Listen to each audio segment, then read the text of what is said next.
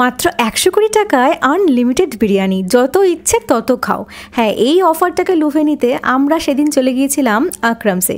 আকরামসের বিরিয়ানির video already দেখা হয়ে গেছে, সবার রিভিউ তো দারুণ। সেটা দেখে নিজেকে আটকে রাখা বড্ড মুশকিল, তাই সবাই মিলে আজকে চলে গেলাম হানা দিতে।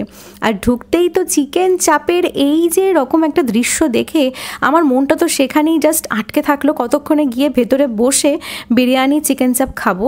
যদিও আমাদের অনেকক্ষণ অপেক্ষা করতে হয়েছিল, ভেতরটা যেহেতু অনেকটা ভিড় ছিল। বাইরে দাঁড়িয়ে দাঁড়িয়ে আমি দাদার এই বিরিয়ানি কাটার ভিডিও করছিলাম। আচ্ছা, তোমরা কারা কারা বিরিয়ানি ভালোবাসো না এরকম মানুষ রয়েছে কি, কমেন্টে জানিও। সত্যি কথা বলতে কি, আমি যবে থেকে বিরিয়ানি খাওয়া শিখেছি, যে কোনো অকেশনে আমার ফার্স্ট চয়েস কিন্তু বিরিয়ানি আসে।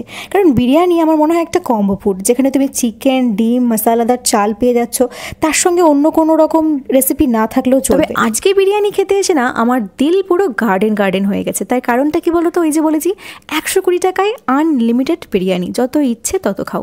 ভিতরের অ্যাম্বিয়েন্সটা যতটাই সুন্দর ছিল ততটাই গরম ছিল, এটা তো বলতেই হবে। যাই হোক, সবার কাছে মোটামুটি বিরিয়ানি চলে এসছে। আর এবারে বিরিয়ানির প্লেটে দেখা যাক কী কী খাজানা রয়েছে। প্রথমেই তো একটা ডিম দিয়েছে, তারপরে এই সুস্বাদু আলুটা ভেতরে পুরো নরম ছিল আর মশলাদার ছিল।